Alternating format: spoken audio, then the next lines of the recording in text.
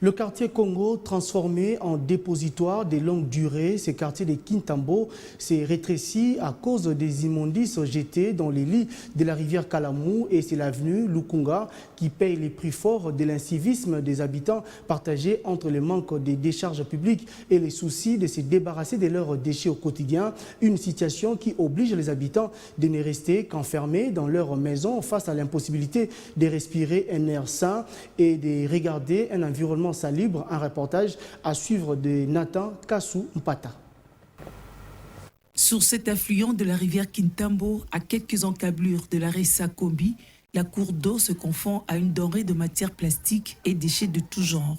Ici, on a aussi l'habitude de sortir des eaux puantes des bébés jetés par leur mère.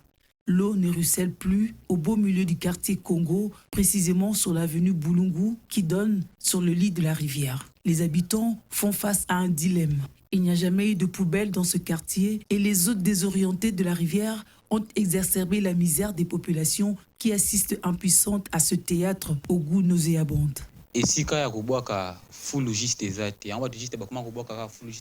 Nous n'avons nulle part où mettre ces ordures. La population les jette dans ce couloir malgré les interdictions. Notre grand frère a déjà battu quelqu'un à cause de ces immondices. Nous demandons à l'État de trouver un moyen d'assainir cet endroit. Nos maisons sont juste à côté et nous sommes exposés à diverses maladies. C'est pas du tout propre.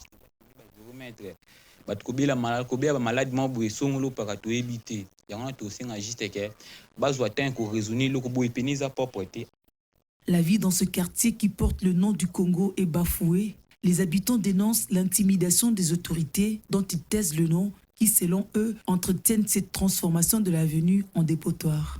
Avenue Boulungu ebeba ngai lupango na ngai yango. Siko tala nanu fulu bazo bwaka ya boye tozo kufa na maladi tozo kufa na bangungi. Awa papa na L'avenue Boulungu est en délabrement. Ma parcelle est juste là.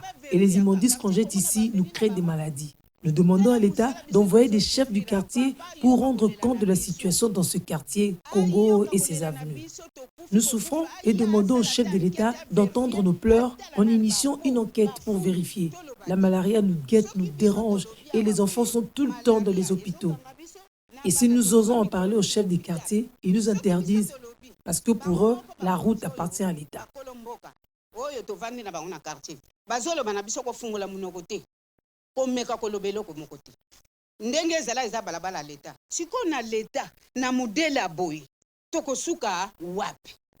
Parmi les victimes, les nouveau-nés. Le cas du petit Doudou, enfermé dans la chambre depuis sa sortie de la maternité.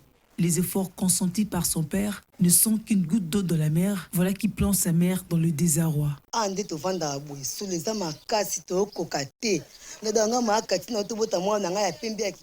Nous ne supportons pas les odeurs nauséabondes.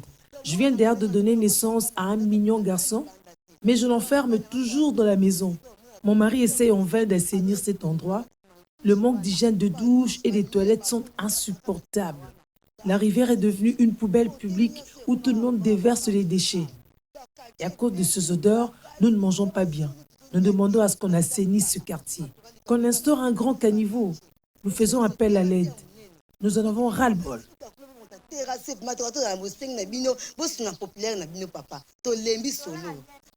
Ce mur sépare le centre de santé du quartier des saletés. Pourtant, il ne suffit pas pour empêcher les odeurs de pénétrer jusqu'aux patients, tout comme elles n'épargnent pas le plus petit et les vieillards du quartier. Nous avons des enfants et nous n'avons pas assez d'argent pour nous procurer des médicaments. On nous rajoute encore des maladies. C'est ainsi que nous demandons à ce que l'État nous délivre de ces microbes.